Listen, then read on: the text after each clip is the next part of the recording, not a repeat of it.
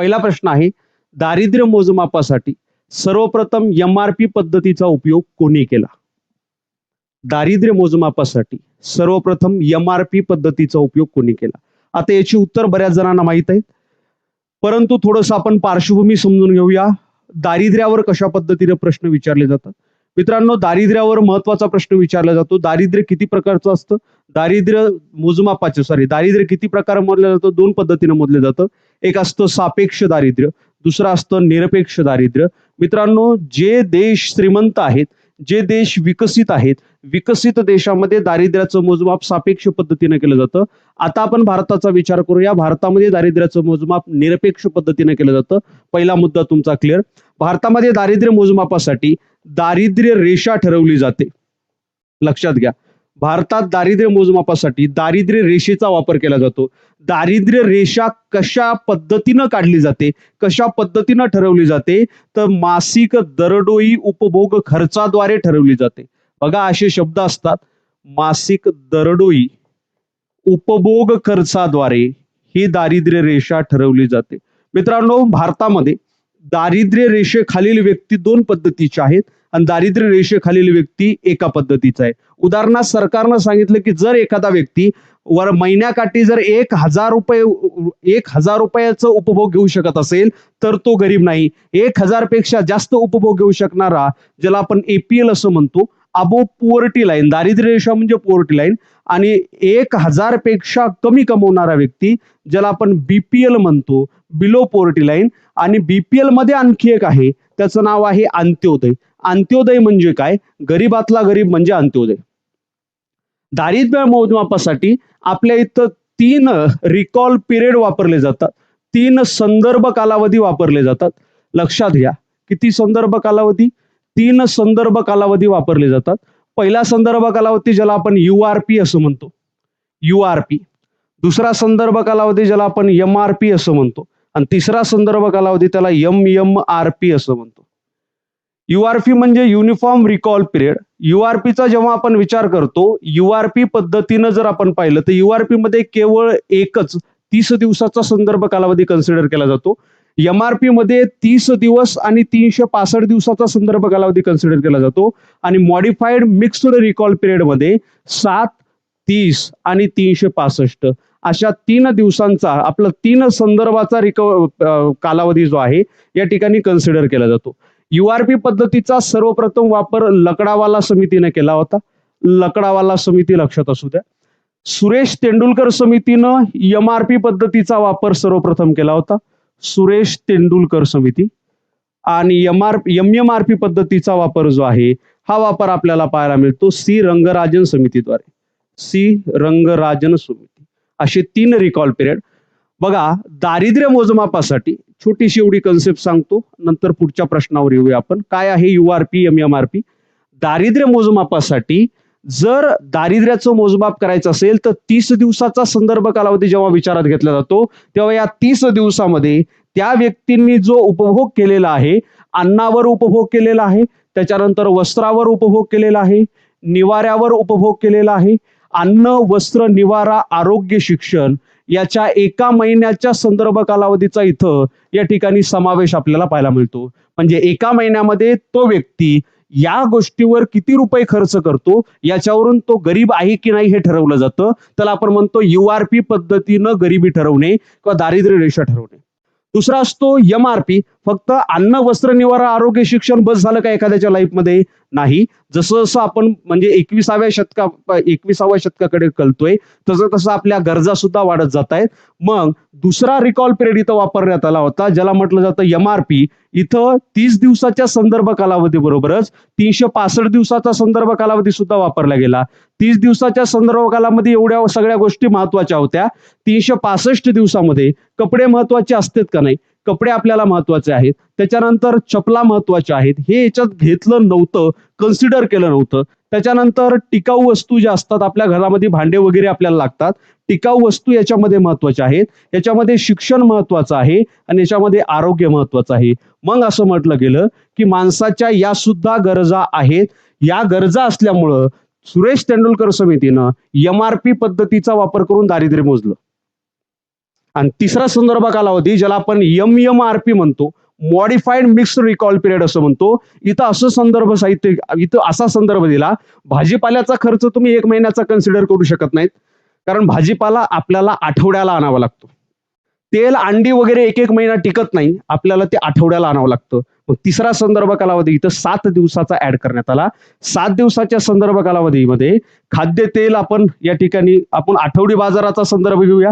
आठवडी बाजारात काय काय मिळतं? खाद्यतेल मिळतं, अंडी मिळतात, दूध मिळतं, मांस मिळतं, फळे मिळतात इत्यादी ज्या वस्तू लवकर खराब होतात यांचा समावेश याच्यामध्ये करण्यात आला. बाकी 30 दिवसांसाठी जशाच तसं, 365 दिवसांसाठी तशाच तसं. अशा पद्धतीनं इथं जो प्रश्न विचारलेला आहे, दारिद्र्य मोजमापासाठी सर्वप्रथम मिक्स्ड रिकॉल पिरियड ज्याला आपण म्हणतो, याचा वापर कोणी केला? तर याचा वापर सुरेश तेंडुलकर समितीनं केलेला आपल्याला पाहायला मिळतो. ऑप्शन क्रमांक 1 जे आहे हे 1 इथं बरोबर आहे. क्लिअर? येते लक्षात? समजतंय का रे? इथपर्यंत कोणाला काय अडचण आहे?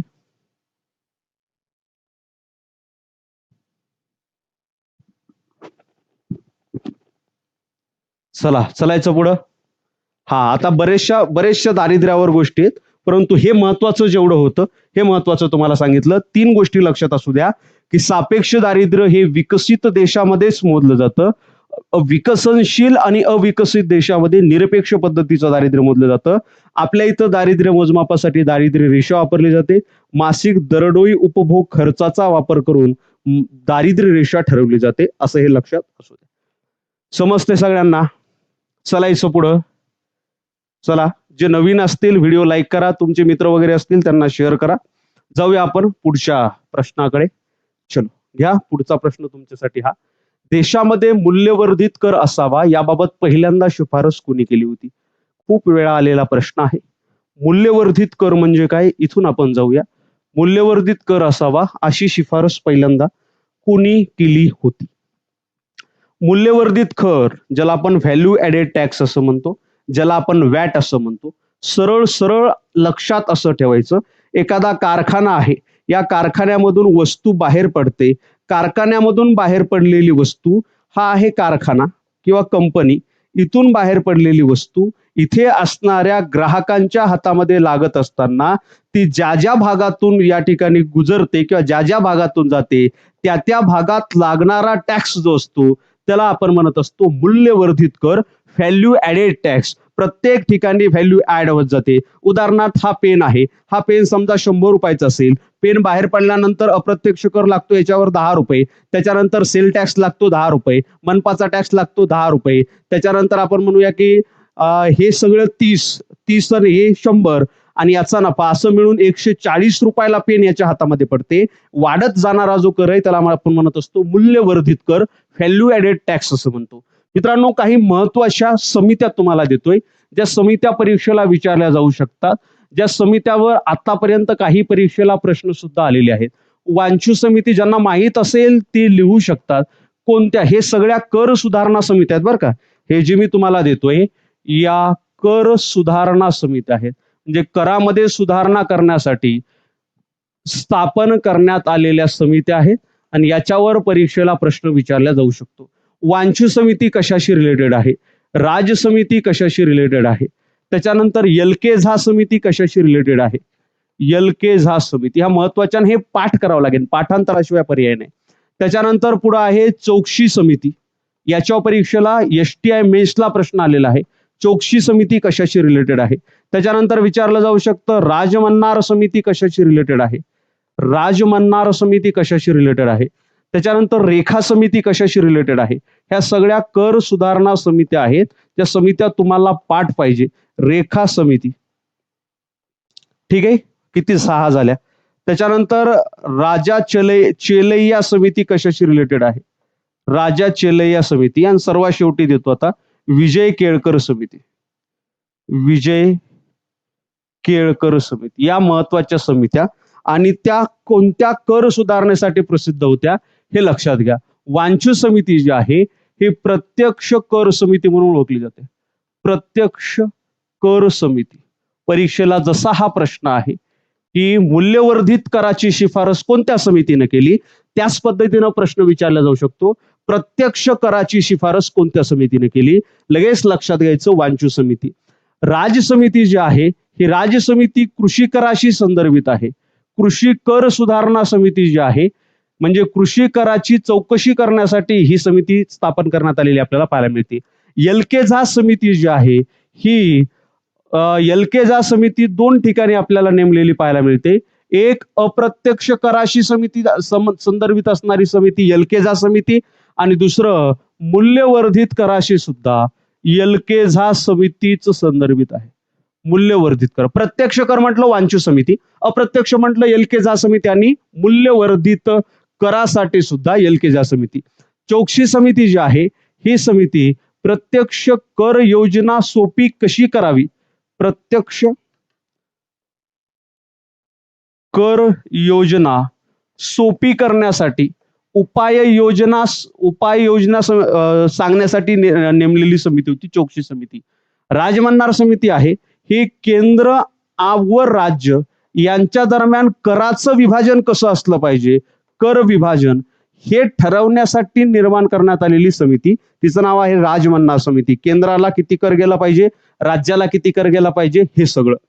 3 समित्या राहिल्यात. रेखा समिती जी आहे ही अप्रत्यक्ष कर चौकशी समिती म्हणून ओळखली जाते.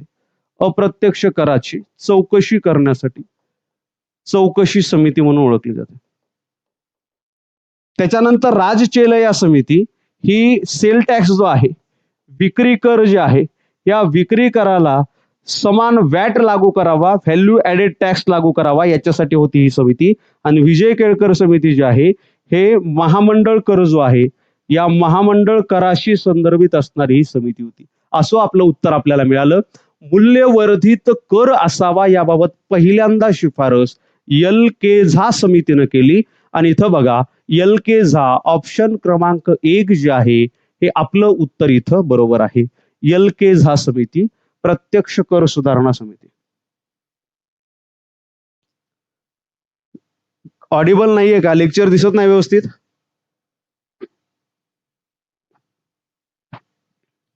कमेंट करा रे.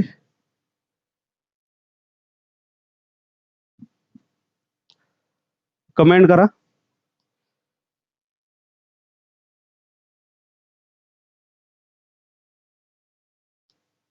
इथं तर दिसतंय व्यवस्थित. दिसतंय ना? क्लिअर आहे? ओके. हा, कोणीतरी म्हटलं बफरिंग होते म्हणून म्हटलं मी. चलो, मग या प्रश्नाचं उत्तर ऑप्शन क्रमांक 1. हे कंटेंट फार महत्वाचं आहे. हे कंटेंट सांभाळून ठेवा. व्हॅल्यू ऍडेड टॅक्स कळाला तुम्हाला? जशी वस्तू कारखान्यातून बाहेर निघते, ग्राहकांच्या हातामध्ये पोहोचते, त्याच्या दरम्यान वस्तूमध्ये होणारे जी करांची वाढ असते त्याला आपण व्हॅल्यू ऍडेड टॅक्स असं म्हणतो. ठीक आहे, मूल्यवर्धित कर असं म्हणतो. चलो, घ्या पुढचा प्रश्न घ्या. कोणत्याही देशामध्ये तुटीचा अर्थभरणा भरून काढण्यासाठी पुढीलपैकी कोणत्या मार्गाचा अवलंब केला जातो? तुटीचा अर्थभरणा भरून काढण्यासाठी याचं उत्तर द्या. लगेच आपण याचं एक्सप्लेनेशन सुद्धा पाहूया. सांगा, तुटीचा अर्थभरणा भरून काढण्यासाठी कोणत्याही देशामध्ये कोणत्या मार्गाचा अवलंब केला जातो? सर्वप्रथम तुटीचा अर्थभरणा काय हे आपण लक्षात घेऊया. त्याच्यानंतर बाकीचं एक्सप्लेनेशन तुम्हाला लगेच कळून येईल. मित्रांनो, लक्षात घ्या, पार्श्वभूमी लक्षात घ्या. प्रत्येक देशाला जर प्रगती करायची असेल तर त्या देशामध्ये चलनवाढ एक सामान्य प्रमाणात होणे गरजेची आहे. चलनवाढ होणं म्हणजे काय? चलनवाढ होणं म्हणजे त्या देशाची जी बाजारपेठ असते, त्या देशाची जी बाजारपेठ असते, या बाजारपेठेच्या आतमध्ये पैसा ओतणे म्हणजे चलनवाढ करणे. उदाहरणार्थ यावर्षी त्या देशाचा म्हणजे आपण म्हणूया की देशाची बाजारपेठ 100 रुपये बाजारपेठेमध्ये आहेत. जर 110 रुपये म्हणजे 100च्या ऐवजी आणखी 10 रुपये वाढले तर त्या बाजारपेठेत चलनवाढ झाली असं आपण म्हणतो. मित्रांनो, चलनवाढ होणं म्हणजे काय? चलनवाढ झाली, बाजारपेठेमध्ये पैसा आला, लोकांच्या हातामध्ये पैसा येणार, लोकांच्या हातामध्ये पैसा येणार, लोक खर्च करायला जाणार, लोक खर्च करायला जाणार, मग वस्तूंची मागणी वाढणार, वस्तूंची मागणी वाढली, वस्तूंचं उत्पादन जास्त करावं लागणार, वस्तूंचं उत्पादन जास्त करावं लागलं, त्या ठिकाणी रोजगार निर्मिती होणार, रोजगार निर्मिती झाली, परत कामगाराच्या हातामध्ये पैसा येणार, वस्तूचं उत्पादन वाढणार, रोजगार निर्मिती होणार, बेरोजगारी कमी होणार आणि त्या देशाचा आर्थिक विकास होणार, म्हणजे त्या देशामध्ये चलनवान होणं गरजेचं असतं. मग दरवर्षी देशामध्ये अतिरिक्त पैसा ओतला जावा, देशामध्ये चलनवाढ घडून यावी, म्हणून बऱ्याचशा देशामध्ये तुटीचा अर्थभरणा केला जातो. तुटीचा अर्थभरणा म्हणजे काय? तुटीचा अर्थभरणा म्हणजे त्या देशाचा जो काही खर्च आहे, पहा आपण असं म्हणूया, त्या देशाचं जे काही उत्पन्न आहे, एकूण खर्च समजा, एक मिनिट, एकूण उत्पन्न मायनस त्या देशाचा खर्च, हे काढून जे आपल्याला मिळत असतं त्याला आपण म्हणतो तुटीचा अर्थभरणा. म्हणजे त्या देशामध्ये आता मी सांगितलं, जर 100 रुपये देशाचं उत्पन्न असेल आणि 100 रुपये जर खर्च आपण केला तर त्या देशाच्या आतमध्ये चलनवाढ व्यवस्थित होणार नाही. म्हणून काय केलं जातं, उत्पन्न 100 असेल तर खर्च 110 केला जातो. मग तुम्हाला सर उत्पन्न 100 आहे तर 110 खर्च कुठून करणार? 10 रुपये कुठून आपण घेणार? 10 रुपये आपण कर्जाच्या स्वरूपामध्ये घेत असतो आणि कर्जाच्या स्वरूपामध्ये घेतलेले जे 10 रुपये आहेत, या 10 रुपयालाच आपण राजकोषीय तूट म्हणत असतो, कारण ते घेतलेले 10 रुपये आपल्याला वापस द्यावेच लागतात.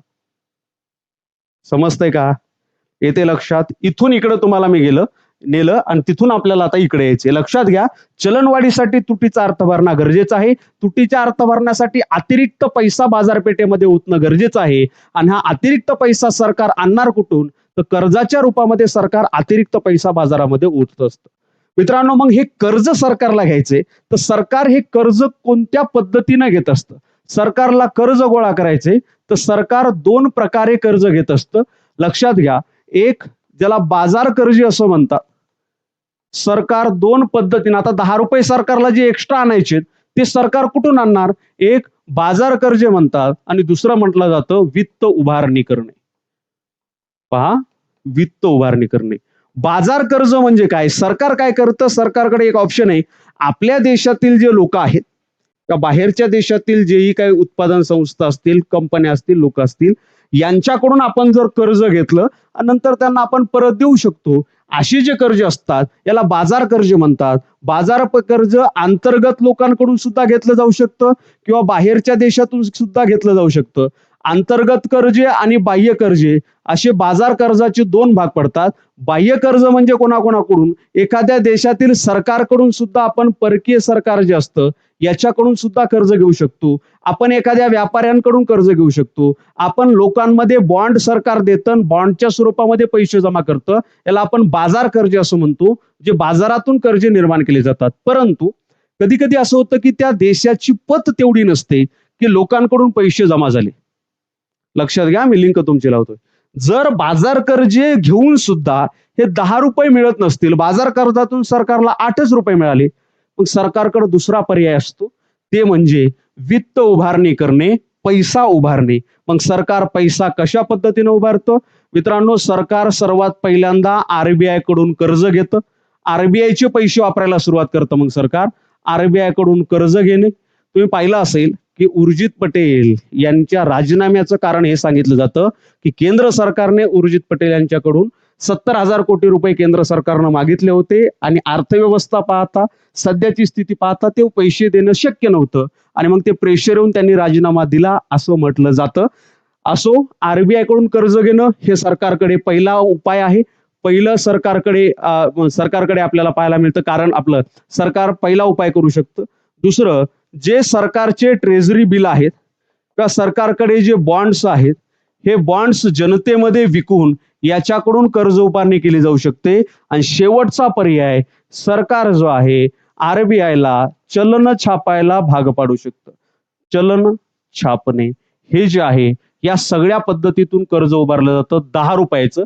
कशामुळे हे कर्ज उभारलं जातं? कारण आपल्याला अर्थव्यवस्थेमध्ये पैसे टाकायचे आहेत आणि अर्थव्यवस्थेमध्ये पैसे टाकण्यासाठी जो आपण कर्ज घेत असतो त्याला आपण राजकोषीय कर्ज असं म्हणतो. आणि जो अर्थसंकल्प त्या पद्धतीचा तयार केला जातो त्याला आपण तुटीचा अर्थसंकल्प आपण म्हणतो.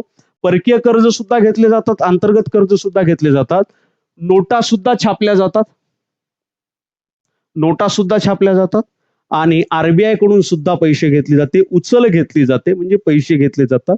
वरीलपैकी सर्व हे या प्रश्नाचं उत्तर आपल्याला पाहायला मिळतं. मला दोन गोष्टी तुम्ही सांगा, मी शिकवतोय ते तुमच्यापर्यंत पोहोचतंय का, म्हणजे समजतंय का, आणि खूप डेप्थ होतंय का, या दोन गोष्टी मला क्लिअर करा, म्हणजे मला पुढच्या प्रश्नामध्ये सोपं जाईल. सांगा, समजतंय जे मी शिकवतोय ते, जास्त डोक्यावरून जातंय की व्यवस्थित डोक्यात जातंय?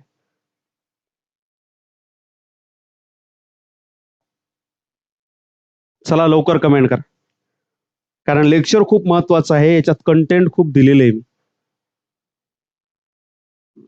रिप्लाय खूप लेट येत आहेत तुमचे, काही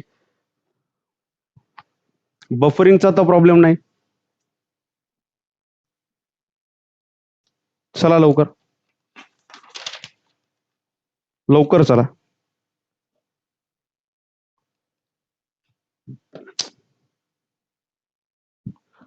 चलो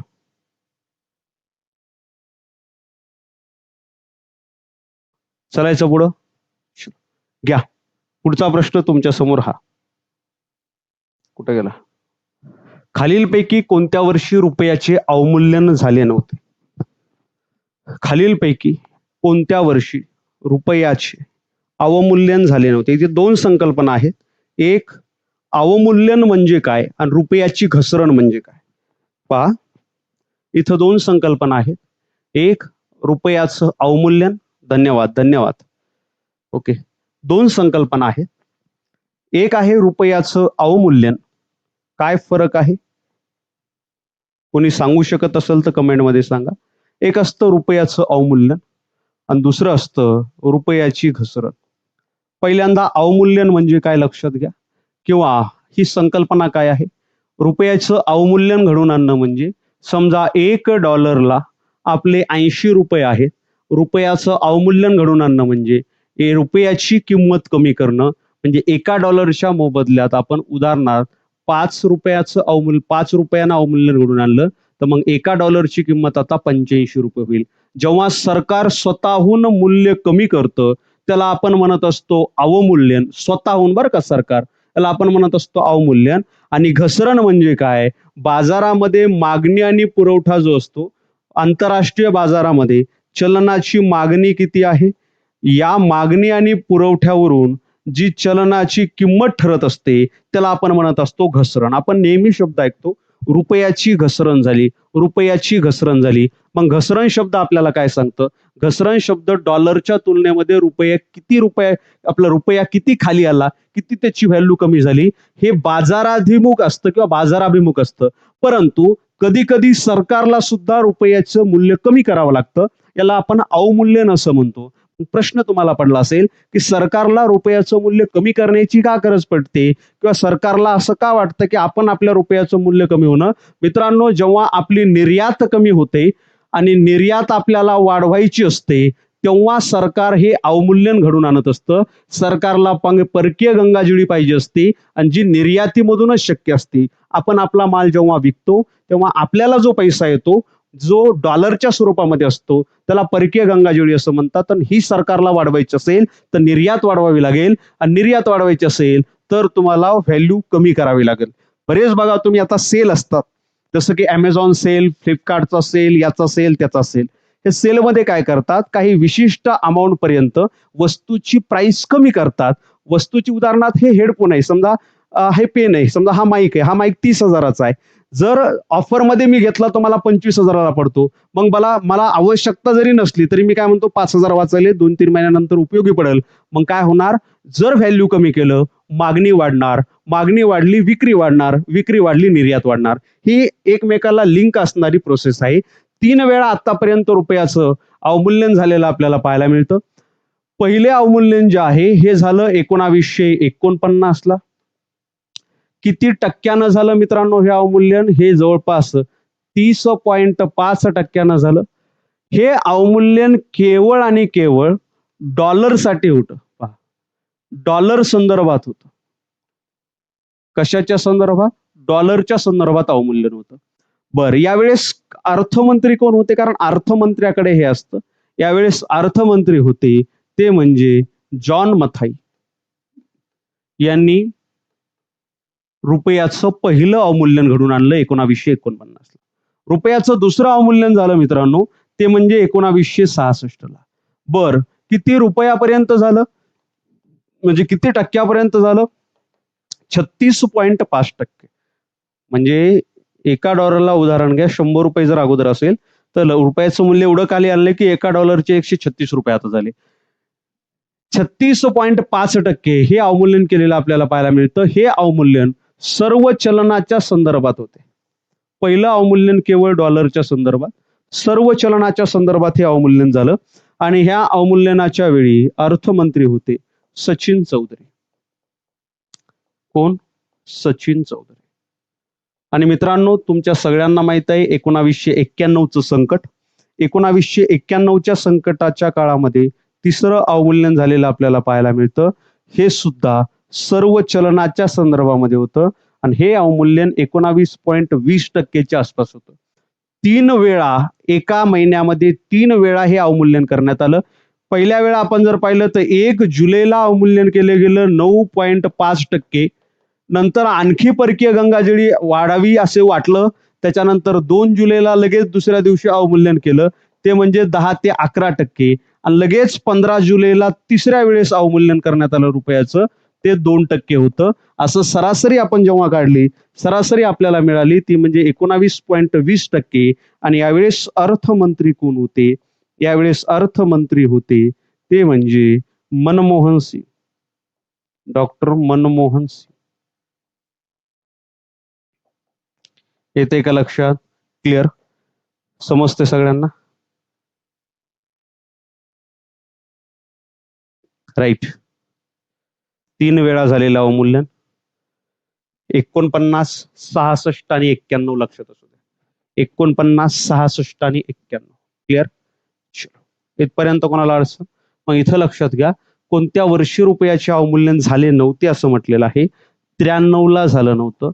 96, 49, 91, 93. इथं ऑप्शन मध्ये थोडीस चूक झालेली आहे. त्याच्यामध्ये ही 3 वर्ष लक्षात ठेवा 49, 66 आणि 91. या ठिकाणी करेक्शन तुम्ही करून घ्या. ठीक आहे? चला इथपर्यंत कोणाला काय अडचण आहे का?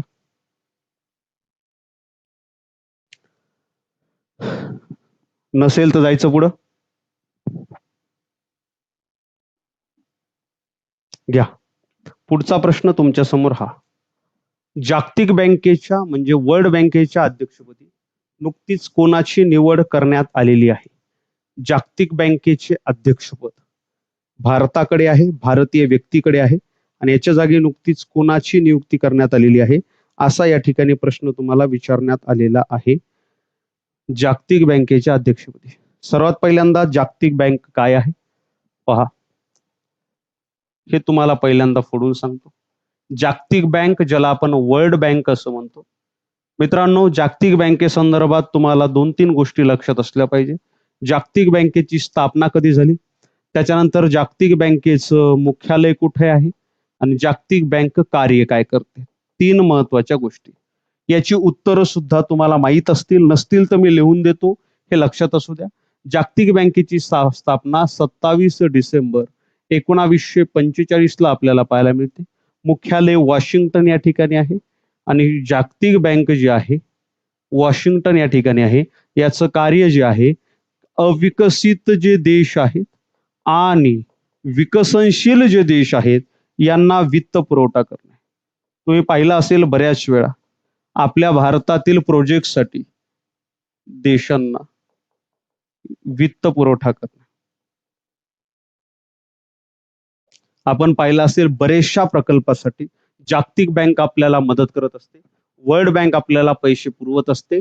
ते वापस करायचे असतात व्याजाच्या स्वरूपामध्ये म्हणा किंवा अत्यल्प व्याजाच्या स्वरूपामध्ये म्हणा. आणि काही पर्यावरण संवर्धनासाठी काही प्रोजेक्ट असतील तर त्यासाठी मोफत सुद्धा म्हणजे मुफ्त मध्ये सुद्धा जागतिक बँक पैसे प्रोव्हाइड करत असते.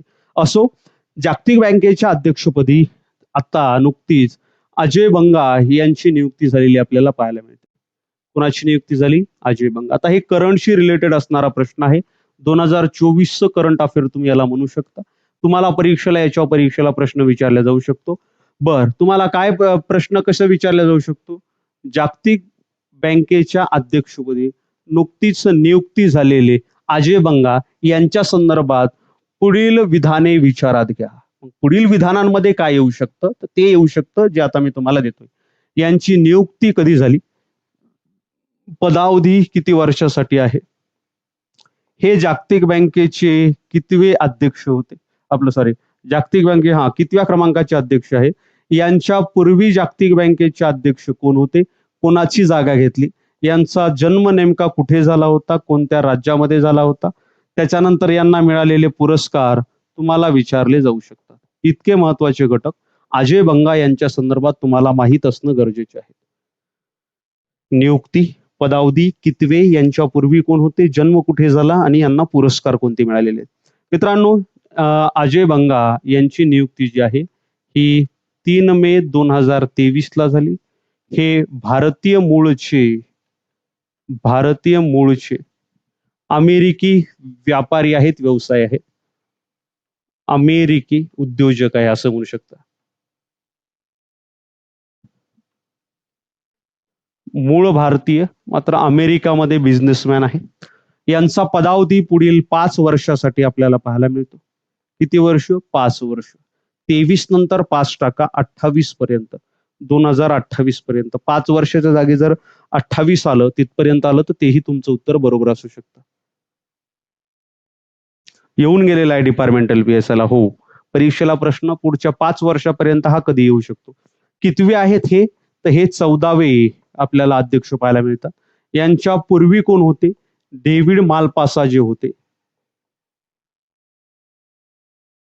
मालपासा, हे यांच्या पूर्वी वर्ल्ड बँकेचे अध्यक्ष पाहायला मिळतात. यांचा जन्म झालाय मित्रांनो 1959 ला. कुठे झाला असं तुम्हाला विचारलं तर हे महाराष्ट्राचे आहे. महाराष्ट्राच्या ठिकाणी जन्म झाला, खडकी, पुणे येथे. यांना कोणते कोणते पुरस्कार मिळालेले आहेत मित्रांनो? 2016 ला यांना पद्मश्री पुरस्कार मिळालेला आहे.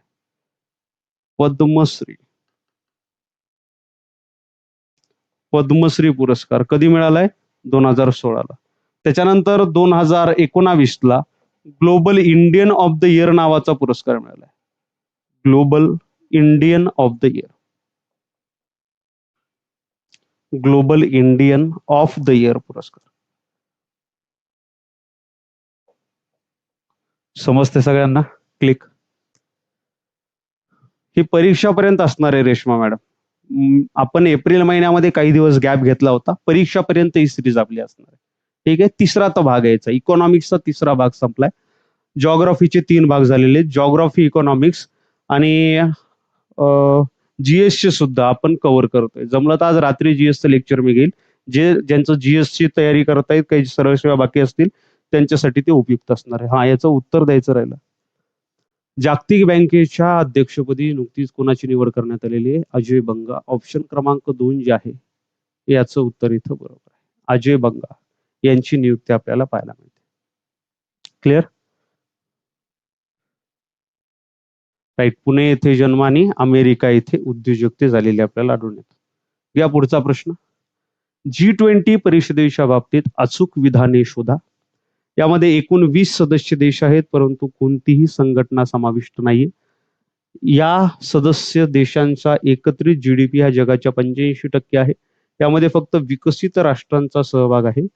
आणि 2023 मध्ये झालेल्या बैठकीचे घोषवाक्य इथं पोष झालंय. घोषवाक्य जे आहे हे वसुधैव कुटुंबकम हे असे होते. अचूक विधाने ओळखा. अचूक विधाने ओळखा म्हणजे बरोबर विधाने ओळखा. आता थोडस आपण बघूया. G20 मित्रांनो नावामध्येच आहे. G20 म्हणजे 20 सदस्य देश असणारा एक गट.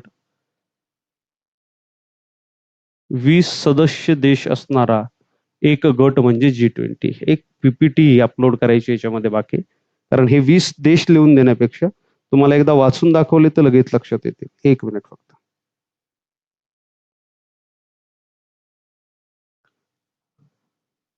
मित्रांनो G20 ची परिषद 2023 मध्ये भारतामध्ये यजमानपद भारताला मिळालं होतं G20 परिषद होस्ट करण्याचं.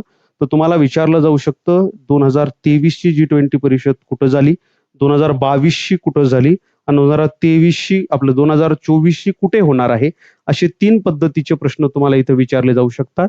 यजमान 2024चा कोण आहे आणि 2022ला कुठे झाली होती, कितवी होती भारतातली, असाही परीक्षेला प्रश्न विचारला जाऊ शकतो. G20 या देशामध्ये राईट स्थापना 1999 ची आहे. पुढची परिषद ब्राझीलला आहे. ठीक.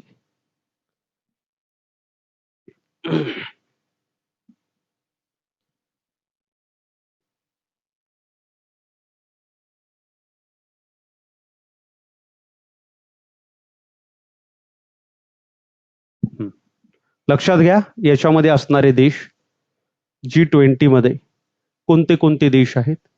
20 देश या ठिकाणी तुम्हाला दिसत आहेत. याच्यामध्ये आपण जर पाहिलं तर अर्जेंटिना आहे, ब्राझील आहे, चीन आहे, जर्मनी आहे, इंडोनेशिया, जपान, कोरिया गणराज्य, दक्षिण आफ्रिका, संयुक्त राज्य अमेरिका, युरोपीय संघ, Australia, Canada, France, Bharat, Italy, Mexico, रूस, सौदी अरेबिया, युनायटेड किंगडम आणि टर्की म्हणजे तुर्की.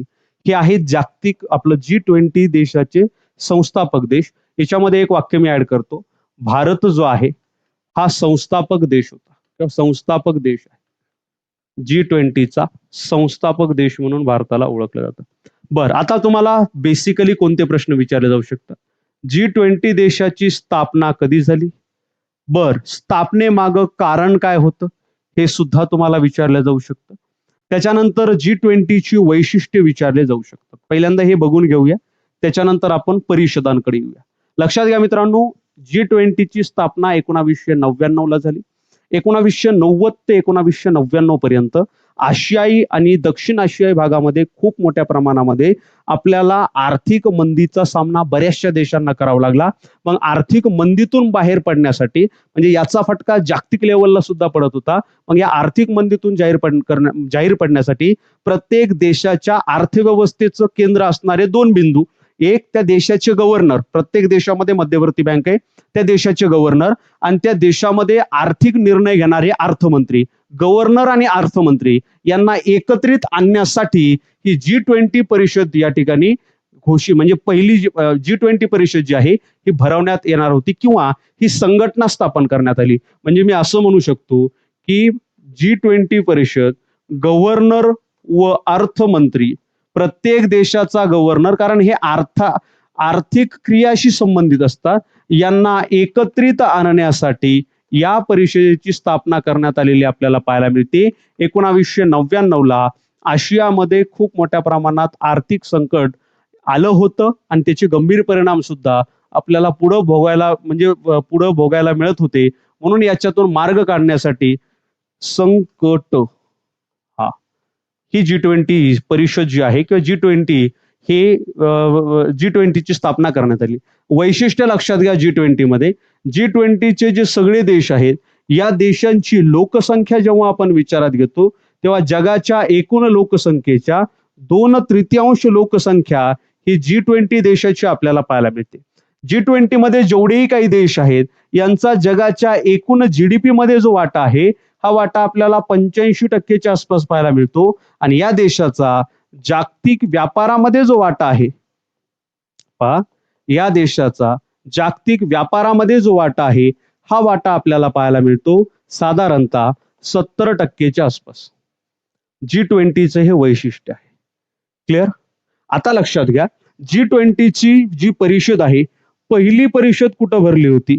G20 ची पहिली परिषद USA मध्ये भरली होती. कधी भरली होती. 2008 मध्ये भरलेली आपल्याला पाहायला मिळते.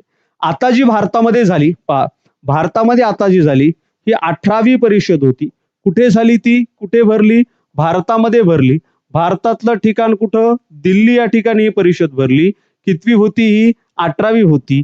कधी भरली, 2023 मध्ये भरली. आयोजक कोण, भारत. याची थीम लक्षात ठेवा, या परिषदेची थीम होती वसुधैव कुटुंबकम. वसुधैव कुटुंबकम. क्लिअर. 17वी कुठं झाली, 17वी इंडोनेशिया. आणि 18वी कुठे आहे भरणार आहे? 18वी ब्राझील. दरवर्षी ही परिषद भरवण्यात येत असते. आणि मित्रांनो लक्षात घ्या, दरवर्षी या 20 देशांपैकी एकाकडे याचं यजमानपद असतं. ब्राझील झाली, त्याच्यानंतर पुढचा देश, पुढचा देश, पुढचा देश. जेव्हा 20 फेऱ्या पूर्ण होतील तेव्हा पहिल्यापासून परत सुरुवात. समजतंय? क्लिअर? येते का लक्षात? इथपर्यंत कोणाला काय अडचण आहे का? नसेल तर आपण पुढे जाऊ. ठीक आहे.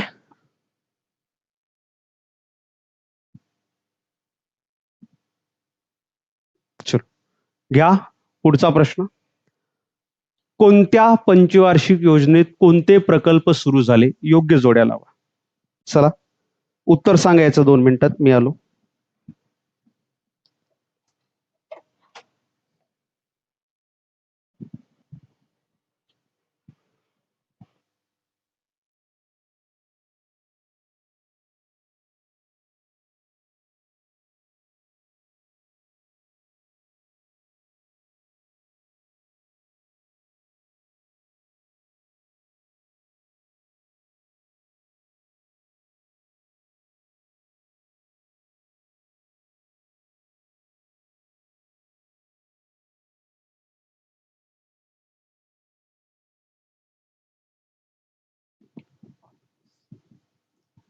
चला आता याचं एक्सप्लेनेशन आपण घेऊया.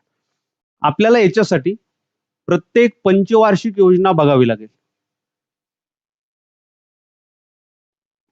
पहा थोडस प्रत्येक पंचवार्षिक योजनेवर कशा पद्धतीनं प्रश्न विचारले जातात. जसं की तुम्हाला पहिली पंचवार्षिक योजना, या पहिल्या पंचवार्षिक योजनेबद्दल काय काय विचारलं जातं, याचा कालावधी कधी होता. बघा जे महत्वाचे ते मी घेतोय. मोठा प्रश्न आहे थोडासा. प्रतिमान कोणतं होतं? कालावधी, प्रतिमान. त्याच्यानंतर विचारलं जाऊ शकतं प्रतिमानाचं म्हणजे योजनेचं दुसरं नाव कोणतं होतं आणि याच्यात निर्माण करण्यात आलेले प्रकल्प. लक्षात कसं ठेवायचं हेही सांगतो. पहिली पंचवार्षिक योजना जी आहे मित्रांनो, याचा कालावधी होता 1951 ते 1956 पर्यंत. प्रतिमान कोणतं होतं? हेरॉल्ड डोमर प्रतिमान. बऱ्याच जणांना प्रतिमान म्हणजे प्रतिमान लक्षात येत नाही. प्रतिमान म्हणजे त्या नियोजन जे आहे हे नियोजन कोणत्या अर्थतज्ञांनी केलं होतं त्याला प्रतिमानाचं नाव दिलेलं. हेरॉल्ड डोमर प्रतिमान. या नाव काय आहे याचं? पुनरुत्थान योजना. पुनरुत्थान योजना. पुनरुत्थान म्हणजे काय? इंग्रज भारताला जेव्हा सोडून गेले होते असं म्हटलं जातं की भारतामधून इंग्रजांनी म्हणजे दादाभाई नौरोजी यांनी तर पुस्तक लिहिलं होतं की आर्थिक निस्सारण जे आहे इंग्रजांनी भारताचं केलं. भारतातून भरपूर संपत्ती इंग्रज घेऊन गेले.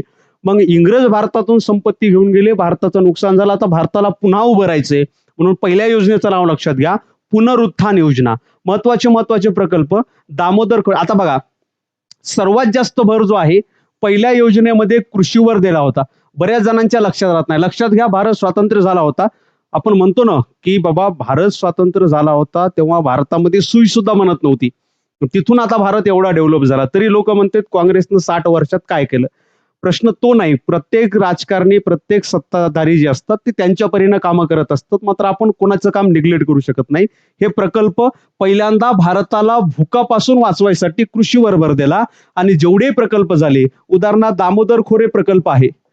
दामोदर खोरे प्रकल्प हे प्रकल्प सुद्धा म्हणजे सगळे कृषीचे जे महत्वाचे प्रकल्प आहेत. जसं भाकरा नांगल प्रकल्प.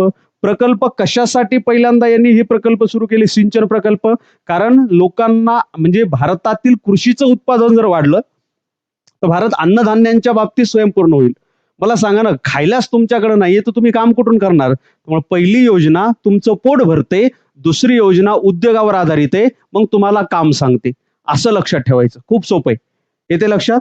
भाकरा नांगल प्रकल्प असो, त्याच्यानंतर इथं कोसी प्रकल्प असो, हिराकूड प्रकल्प असो, हे सगळे प्रकल्प जे आहेत हे प्रकल्प आपल्याला पाहायला मिळतात पहिल्या पंचवार्षिक योजनेमध्ये. त्याच्यानंतर सेंद्रिय खत उद्योग असो. म्हणजे लक्षात घ्या ना, तुम्ही जर व्यवस्थित पाहिलं बघा, पंचवार्षिक योजना पाठ करायचा टॉपिकच नाही, पंचवार्षिक योजना समजून घ्यायचं टॉपिक आहे. भारत स्वातंत्र्य झाला, खायला काही नव्हतं, पहिल्यांदा पोटाची तयारी केली आपण, पोटाची व्यवस्था झाली, मग आलो दुसऱ्या पंचवार्षिक योजनेकडे. मग दुसऱ्या पंचवार्षिक योजनेमध्ये आपण मग कामाला सुरुवात केली, आपण उद्योगधंद्यावर भर द्यायला सुरुवात केली. त्यामुळे पहिल्या पंचवार्षिक योजनेचा भर कृषीवर होता, तर दुसऱ्या पंचवार्षिक योजनेचा जो भर आहे, मुख्य भर आहे, तो भर मूलभूत उद्योग आणि जड उद्योगावर होता. मग मी असं लिहितोय, जड व मूलभूत उद्योग. समजतंय? जड व मूलभूत उद्योग. पुढे चला, आता याच्याबद्दल तुम्हाला काय विचारलं जाऊ शकतं? दुसरी पंचवार्षिक योजनेचा कालावधी कधी होता? कालावधी लक्षात घ्या, विचारला जाऊ शकतो. तुम्हाला याचं प्रतिमान विचारलं जाऊ शकतं, याचं नाव विचारलं जाऊ शकतं. जावा, इतक्या डिटेल जात नाही, फक्त प्रकल्प लक्षात घ्या, कारण प्रकल्पाच्या जोड्या लावावर प्रश्न आहे. बरेच जण म्हणतात सर प्रश्न एकूण तुम्ही एक्सप्लेनेशन भरपूर देतात. त्यामुळं कारण काय, मला जेवढं माहित असतं ना ते सगळं द्यावं वाटतं, आणि हे गरजेचं जे महत्वाचं आहे. आता जशी ही पंचवार्षिक योजना संपली 1956 ते 1961 पर्यंत दुसरी पंचवार्षिक योजना सुरू झाली. आता बघा, मी म्हटलं की कृषीचं आपलं टार्गेट पूर्ण झालं, आपण उद्योगाकडे वळलो. प्रतिमान जे आहे पीसी महालनोबिस प्रतिमान राबवण्यात आलं. पीसी महालनोबिस यांचं प्रतिमान राबवण्यात आलं. प्रकल्प कोणते कोणते झाले? पोलाद प्रकल्प 3 महत्वाचे झाले. एक भिलाई पोलाद प्रकल्प झाला, त्याच्यानंतर रुरकेला पोलाद प्रकल्प झाला, दुर्गापूर पोलाद प्रकल्प झाला. हे सगळे पोलाद प्रकल्प निर्माण झाले दुसऱ्या पंचवार्षिक योजनेमध्ये. आणि 2 खत प्रकल्प सुद्धा निर्माण झाले. एक नानगल खत प्रकल्प निर्माण झाला, कारखाना झाला, खताचा कारखाना झाला, आणि दुसरं रुरकेला खताचा कारखाना झाला. नानगल रुरकेला हा खत कारखाना सुद्धा दुसऱ्या पंचवार्षिक योजनेमध्ये आपल्याला पाहायला मिळतं. किती वेळ आता? चौथी आहे का? पहिल्यांदा याचं उत्तर बघू. पहिल्या पंचवार्षिक योजनेत दामोदर खोरे, भाकरा नानगल, कोसी प्रकल्प, हा हेच कृषीवर भर. 4 नंबर आपलं 1 नंबरचं ऑप्शन, 1 दुसऱ्या पंचवार्षिक योजनेमध्ये 2 खत कारखाने, नानगल रुरकेला खत कारखाने आपण बघितलं, नानगल रुरकेला खत कारखाने, आणि भिलाई रुरकेला आणि दुर्गापूर इथं पोलाद उद्योग. म्हणजे बच दुसऱ्याचं 2, बरोबर आहे. आता तिसरं आहे चौथी पंचवार्षिक योजना. लक्षात घ्या, चौथी पंचवार्षिक योजना सिक्वेन्सच असं घेऊ आपण. हे झाली 2, शॉर्टकट घेतो तुम्हाला बोर होऊ नये म्हणून. हा, चौथी. आता चौथ्या पंचवार्षिक योजनेचं काय विचारलं जाऊ शकतं? कालावधी विचारलं जाऊ शकतं. हा, याचं घोषवाक्य फार महत्वाचं आहे, याच्यावर प्रश्न आला होता. घोषवाक्य विचारलं जाऊ शकतं, या योजनेचं नाव विचारलं जाऊ शकतं, आणि प्रकल्प विचारलं जाऊ शकतं. बाकी जास्त काही विचारलं जाऊ शकत नाही, जास्त प्रकल्प सुद्धा नाही. चौथ्या पंचवार्षिक योजनेचा कालावधी जर आपण पाहिला तर हा कालावधी येतो मित्रांनो 1969 ते 1974. आणि 1973 ला आपल्याला माहिती आहे तेलाचा झटका बसला होता, तेलाचा धक्का. ओके, तेलाचा धक्का. चला, घोषवाक्य लक्षात घ्या. घोषवाक्य आहे स्थैर्यासह आर्थिक वाढ. स्थैर्यासह आर्थिक वाढ.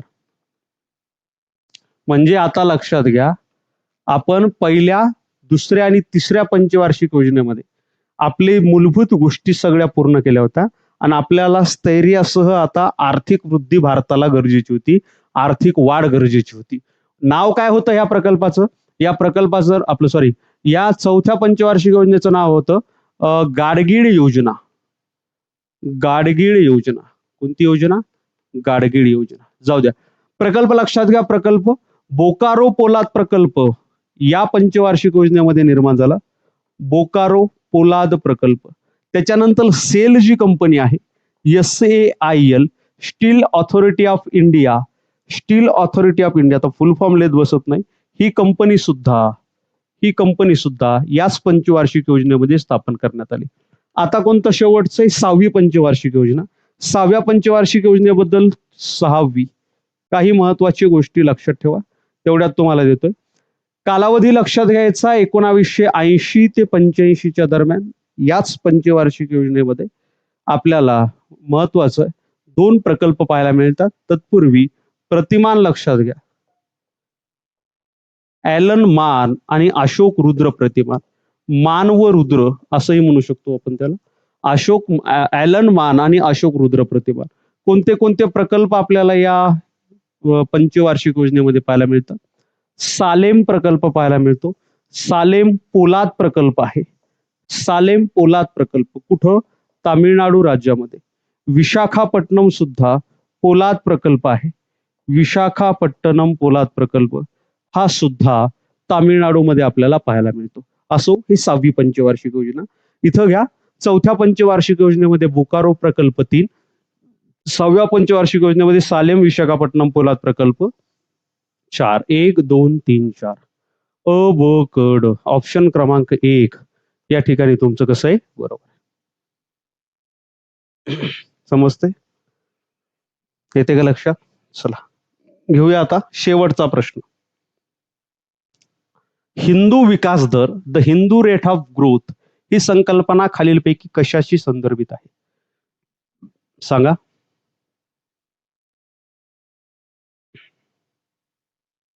सांगा. हिंदू विकास दर याचा आणि धर्माचा काहीही संबंध नाही. लक्षात घ्या, हिंदू विकास दराचा आणि धर्माचा काहीही संदर्भ नाही. मित्रांनो लक्षात घ्या, 1960 ते 1980 या कालखंडामध्ये मित्रांनो भारताचा जो वृद्धी दर आहे हा वृद्धी दर खूप कमी होता. साधारणतः 3.5 ते 4% भारताचा वृद्धी दर होता. कशामुळं? मित्रांनो याच्यामध्ये आपल्याला एक तर महत्वाचे 3 युद्ध झाले. 65, 61, 71चं 3 युद्धामुळे आपलं खूप नुकसान झालं. 72चा दुष्काळ पडला. 73चा तेलाचा झटका होता.